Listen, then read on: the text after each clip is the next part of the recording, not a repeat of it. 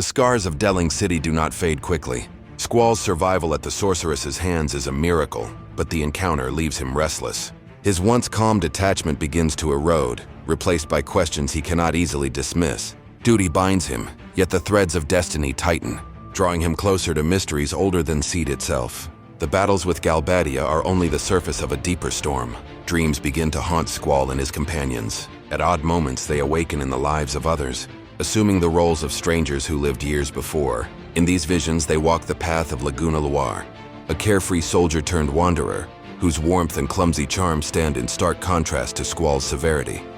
With Laguna are his comrades, Kiros and Ward, fighting not for glory but for survival in a world riddled with conflict. These dreams are more than illusions. They are windows into truths that connect the present to the past, though their meaning remains obscured. Meanwhile, CD's struggle against the sorceress escalates. Adia's hold over Galbadia deepens, her armies spreading across the continent with Cypher at her side. Balam Garden itself becomes a target, forcing Squall into leadership when Headmaster Sid entrusts him with command. Reluctantly, he accepts the mantle. The garden transforms into a fortress, clashing violently with Galbadia Garden in a battle that shakes the very foundations of the academies. Amid the chaos, Squall confronts Cypher once more, their rivalry now sharpened into enmity by betrayal and ideology. Yet the greatest revelation does not come from war, but from memory. As the CD members piece together their pasts, a shocking truth emerges. Squall, Quistis, Zell, Selphie, Irvine, and even Cypher were all raised together in an orphanage by a woman named Adea, long before becoming cadets. Their shared childhood was buried, not by chance, but by necessity.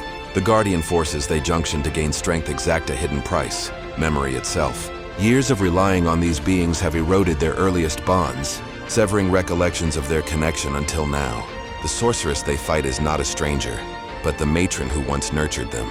The revelation unsettles the group.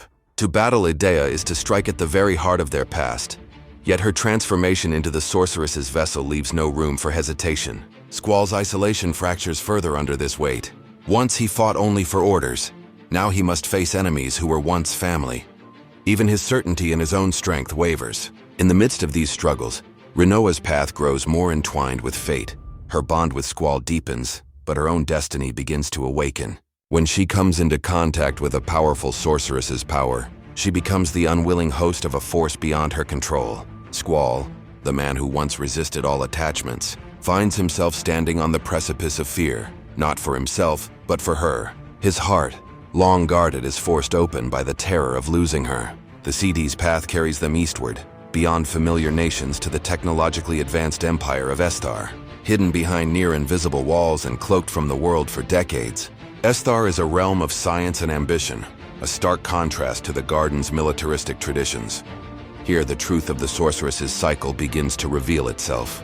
Adea, it is discovered, is not the true enemy but merely the vessel for a greater power.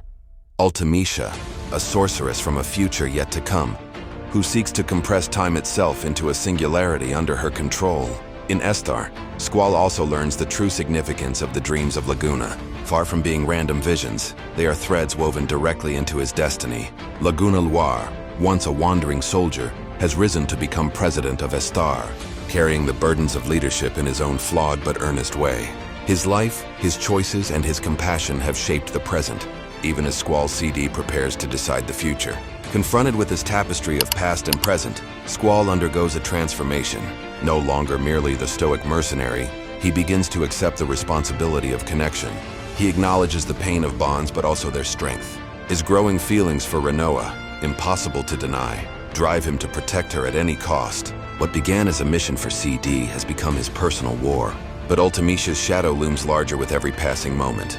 Through Renoa, through Adea, and through the fragile boundaries of time itself, her influence spreads. Time compression is no longer a distant threat. It is a rising tide.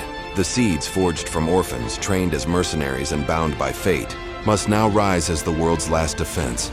The battlefield is no longer just cities or gardens. It is memory, destiny, and time itself.